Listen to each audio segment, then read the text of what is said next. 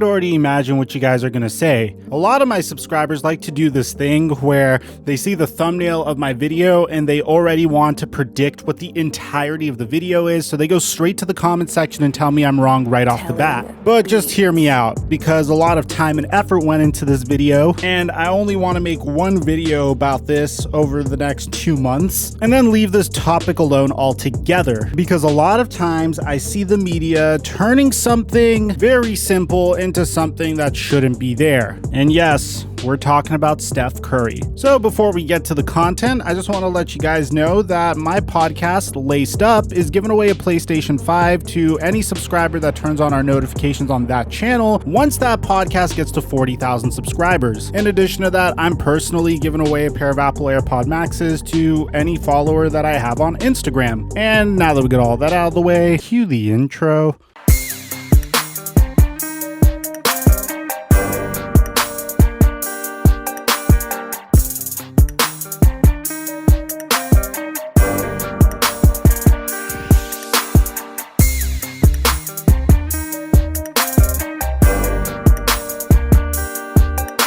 Mic check 1 2 1 2. What's going on, everybody?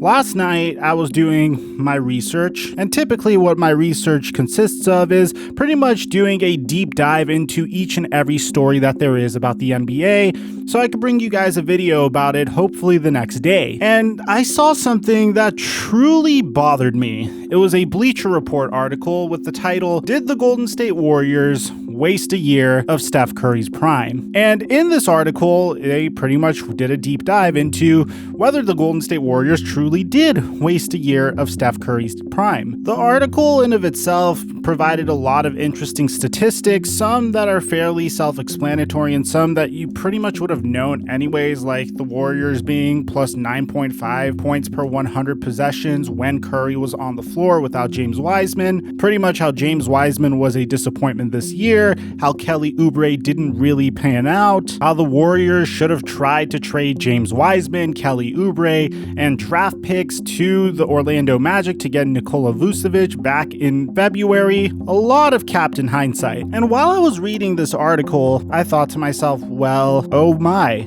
The Golden State Warriors may have wasted a year of Steph Curry's prime. And I didn't feel bad for him at all whatsoever, mainly because this is a guy that went to the NBA Finals for the entire half decade, has consistently had remarkable championship teams built around him while he was making max or super max money, a multi-year MVP, and this year's scoring champion. And bear in mind, I'm a Laker fan. I grew up in the 2000s era of basketball, so I'm used to seeing really talented players not even win a championship or have their entire careers wasted. I'm looking at Allen Iverson, who never really had a legitimate team built around him. I'm looking at Tracy McGrady, who just unfortunately moves just didn't work out for him, and whether it was an injury to himself or an injury to his teammates, the stars never aligned for him. And then you look at players like Tim Duncan, who gets drafted to a fairly smaller market in San Antonio. Yes, I know it's in Texas, but it's San Antonio, who goes on to have one of the most decorated careers in NBA history. And then I see players that are kind of in the middle, like Kobe Bryant, who in the beginning of his career was part of a remarkable championship run that featured Shaquille O'Neal, followed by 4 years where his prime was being wasted before the Lakers were able to get him Pau Gasol during the tail end of his prime. And this is before I even get to LeBron James, whose first 7 years of his career were wasted by the Cleveland Cavaliers. Then he went to the Miami Heat. He returns to the Cleveland Cavaliers and forms a big three with Kyrie Irving and Kevin Love. And then when Kyrie Irving leaves, the Cleveland Cavaliers completely struggle to put a team around LeBron James. So all in all, LeBron James, in my opinion, had 8 years of his career wasted just by the Cavaliers. That's before we even discussed the Los Angeles Lakers wasting his first year with the team. And the reason I'm discussing all of this is, for some reason, the media likes to point out is the fact that Steph Curry might actually entertain making a move to a different team. And currently, here's the situation. Bob Myers is working on signing Steph Curry to a contract extension this summer, which would be a remarkable investment. But you know what else would be a great investment? This week's sponsor, Otis. This video is sponsored by Otis, and guys, this is gonna blow your mind when I tell you what this sponsorship is. Otis is a stock market for cultural assets where almost anyone can buy and sell shares of rare collectibles, sneakers, and art. If you're anything like me, then recently you may have gone into investing a little bit more. So that's why I absolutely love Otis, because it allows me to combine my love for investing with things that I already hold near and dear to my heart, like sports, memorabilia, video games, and even rare sneakers. And just like a stock market, you can then earn a potential return either by selling your shares to other members on the Otis platform, or if Otis sells one of the underlying assets that you invested in for more than the price you paid. Here's a good example of one. Here are 3 pairs of the 1985 Air Jordan 1s. The market cap is at $26,424, and they have 175 investors. There's 2,400 total shares, and it IPO'd on December 15, 2020. I could buy this for $11.01 per share. Now, bear in mind, I'm not a financial expert, but this is something I'm passionate about, so I'm going to invest in it because I grew up watching Michael Jordan, and I'm a bit of a sneakerhead, so combining the two and allowing me to potentially make a return sounds very appealing to me. Now, if you want to combine your love for the stock market with rare sneakers, trading cards, and video games, then you can sign up for Otis for free with the link in my description and get your first share for free when you fund your account. And thank you to Otis for the sponsorship. So this is the only time I want to make a video on this because it's not that hard, and this is coming from a Laker fan, and I would love to have Steph Curry on the team, but I like to take pride in the fact that I'm a very realistic NBA fan, and when there are rumors, I'll give you the reason why it makes sense and the reason why it just doesn't make sense. And in this case, there was this one rumor that we made a video about back during the All-Star break in regards to Steph Curry and LeBron James. And it pretty much is the fact that LeBron James drafted Steph Curry second on his team. LeBron, we all know, is like the captain. He's like the king of networking at these types of events. You can just tell based off of the way this man tweets. A lot of praise for Steph Curry, a lot of, I guess you could say, respect for Steph Curry. I personally am not a fan of it, but I come from a different era. I like seeing stars kind of go at each other a little bit more, but I digress. And then you have this report that LeBron James is actively trying to recruit Steph Curry to the Lakers, which, by the way, I 100% believe, but just because LeBron James is trying to recruit Steph Curry to the Lakers doesn't mean it's going to happen. As a matter of fact, I think LeBron is trying to recruit every star ever to join the Lakers. I just think that's the type of guy he is. The more help he gets, the easier it is for him to win a championship, the better. Whether this comes from a genuine belief that he can't make a run to the NBA Finals without extra help, or if it's the fact that he just wants to make his job as easy as possible, is beyond me. But needless to say, from a business standpoint, I could see why LeBron would try to recruit Steph Curry to the Lakers.